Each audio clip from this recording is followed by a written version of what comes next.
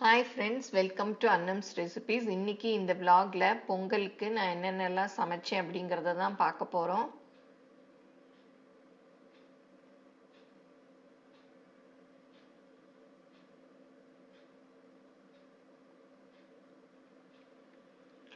First பொங்கலுக்கு வெண்பொங்கலும் சக்கரை பொங்கலும் பண்ணணும். அதுக்கு நான் பால் களைஞ்சு ஊற்றி அதை வெங்கல பானையில் ஊற்றி அடுப்பில் வைக்கிறேன். ஃபர்ஸ்ட் வெண்பொங்கலையும் சக்கரை பொங்கலையும் முடிச்சுட்டு அப்புறம் நம்ம சமையல் பண்ணிக்கலாம். பாலும் பொங்கிருச்சு, அரிசி எல்லாம் போட்டு அந்த எக்ஸ்ட்ரா இருக்க தண்ணியெல்லாம் எடுத்துட்டு அப்புறம் மீதி உள்ள அரிசியும் போட்டுக்கணும்.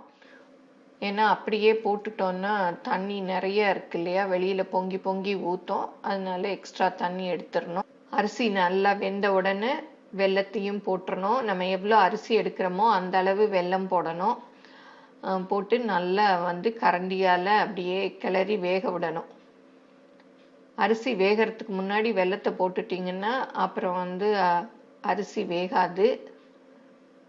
நல்ல வெல்லமும் கரைஞ்சிருச்சு. ஒரு தாளிக்கிற கரண்டியில் முந்திரி பருப்பு, திராட்சை எல்லாத்தையும் நெய்யில் வறுத்து இந்த சக்கரை பொங்கலில் போட்டுறணும். நல்ல முந்திரியை பொரிய விடணும். நல்லா பொரிஞ்சாதான் நல்ல டேஸ்டாக இருக்கும், வாசமாகவும் இருக்கும். அப்புறம் துருவின தேங்காய், ஃபர்ஸ்டே ஒரு தேங்காய் புதுசாக உடைச்சி வச்சுக்கணும். காய்கறிகளுக்கு போட, பொங்கலுக்கு போட. அதை திருகி வேணுங்கிற அளவு எல்லாத்துலேயும் கொஞ்சம் கொஞ்சம் போட்டுக்கணும். இதில் நான் 3 டேபிள் ஸ்பூன் அளவு போட்டிருக்கேன். நீங்கள் நிறைய வேணும்னாலும் போட்டுக்கலாம். இப்போ வறுத்து வச்சிருக்க முந்திரி கிஸ்மிஸையும் இதில் போட்டுடணும். இப்போ சக்கரை பொங்கல், வெண்பொங்கல் ரெண்டும் ரெடி ஆயிடுச்சு. இனி காய்கறிகள்லாம் சமைக்கணும். இந்த காய்கறி குழம்புக்கு நான் கேரட், சக்கரவள்ளி கிழங்கு, சின்ன வெங்காயம், பச்சை மிளகாய், தக்காளி, பரங்கிக்காய், காராமணி, சொரக்காய், மொச்சக்காய், வாழைக்காய், பீன்ஸு, உருளைக்கிழங்கு, அவரைக்காய், அப்புறம் முருங்கைக்காய், கருணக்கிழங்கு, கத்திரிக்காய், தக்காளி, அப்புறம் பச்சை மிளகாய் எல்லாம் சொல்லியாச்சு. மொத்தம் எண்ணினா 16 வந்துச்சு எண்ணிக்கை.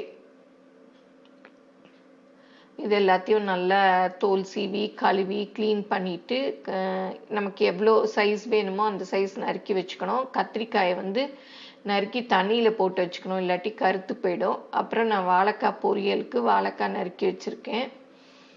அப்புறம் மொச்சை கூட்டு வைக்க போகிறதுனால மொச்சை உரித்து தனியாக கொஞ்சம் எடுத்து வச்சுருக்கேன். நீங்கள் 16 காய் போடணும்னு இல்லை, அவங்கவுங்களுக்கு எத்தனை காய் கிடைக்குதோ அத்தனை காய் போட்டுக்கலாம். அதாவது ஒத்தைப்படையில் 7, 9 அந்த மாதிரி எத்தனை காய் கிடைக்குதோ அவ்வளோ போட்டுக்கலாம். நான் போன வருஷம் இந்த பலகாய் குழம்பு பருப்பு போட்டு செய்கிற மெத்தடில் செஞ்சு காமிச்சிருந்தேன். இந்த வருஷம் புளிக்குழம்பு மெத்தட்லேயும் சிலர் செய்வாங்க. அந்த மெத்தட் தான் செய்ய போகிறேன். இதுக்கு ஒரு பெரிய பாத்திரம் எடுத்து அதுக்கு தேவையான அளவு புளியை ஊற வச்சு நல்லா கரைச்சி ஊற்றிக்கணும். காய் வேகிற அளவுக்கு தண்ணி ஊற்றிக்கணும். நீங்கள் எவ்வளோ காய் போடுறீங்களோ அந்த அளவுக்கு புளி கரைச்சி ஊற்றிக்கணும்.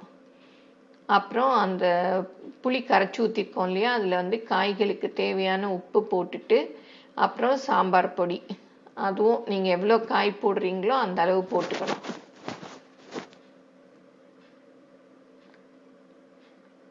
அப்புறம் அதை நல்லா மிக்ஸ் பண்ணி விட்டுறணும். மிக்ஸ் பண்ணி விட்டுட்டு நம்ம நறுக்கி வச்சுருக்கோம் இல்லையா அந்த காய்கள் எல்லாம் போட்டுக்கணும். கத்திரிக்காய், அப்புறம் மற்ற காய்கறிகள் எல்லாத்தையும் போட்டுக்கணும்.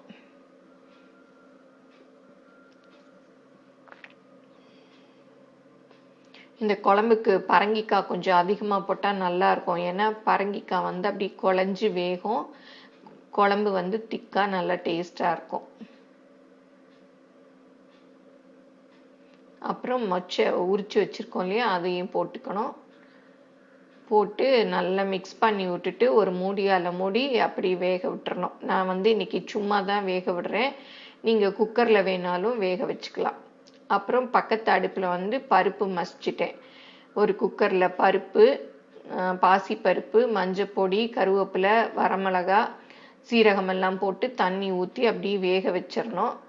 வெந்த பிறகு குக்கரில் 2 விசில் வெந்த பிறகு உப்பு போட்டோன்னா பருப்பு ரெடி.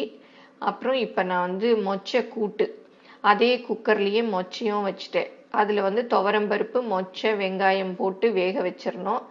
வெந்த பிறகு அதில் வந்து உளுத்தம்பருப்பு, சீரகம், கருவேப்பிலை தாளித்து கொட்டிடணும்.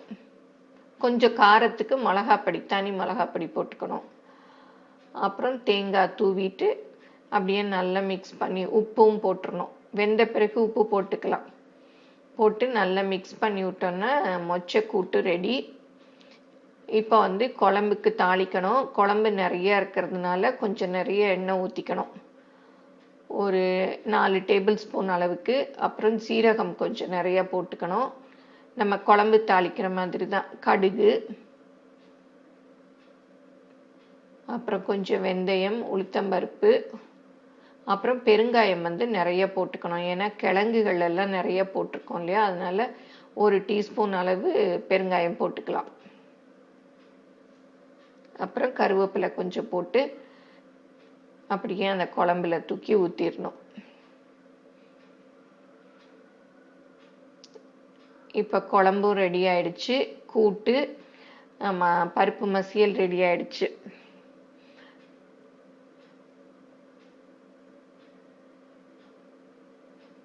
இப்போ வாழைக்காய் பொரியலுக்கு எண்ணெய் ஊற்றி அதில் கடுகு, உளுத்தம்பருப்பு போட்டிருக்கேன். அது நல்லா பொரிஞ்ச உடனே சின்ன வெங்காயம், பச்சை மிளகா, கருவேப்பிலை போட்டு நல்லா வதக்கணும்.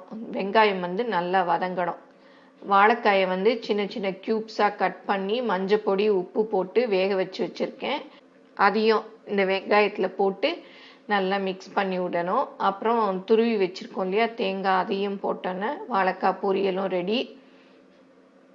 நான் எப்போவுமே யூஸ்வலாக இந்த மெனு தான் பொங்கல் அன்னைக்கு பண்ணுவேன். வேணும்னா அவரைக்காய் பொரியல், அந்த மாதிரி சக்கரவள்ளி கிழங்கு பொரியல்லாம் பண்ணிக்கலாம். இப்போ வெண்பொங்கல், சக்கரை பொங்கல், மொச்சை கூட்டு, குழம்பு, பருப்பு மசியல், வாழைக்காய் பொரியல், அதை பருப்புக்கு ஊற்றுறதுக்கு நெய் எல்லாம் ரெடி ஆயிடுச்சு.